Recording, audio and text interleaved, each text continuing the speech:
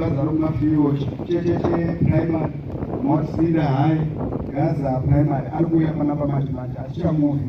Then kune vari kumawadi ese atakatumira soko rekuti mabhazi edu ari kuuya nguva dzakati 4 p.m. tichange tine mabhazi riri kwavheni kustepo kutepindon bridge checheche Rimai Kondo Tanganda Mutema Ngaoni Tamandai Motsida nepapat office kwese kune mabhazi masupo achange ari kunzvimbo idzodzo mashuma.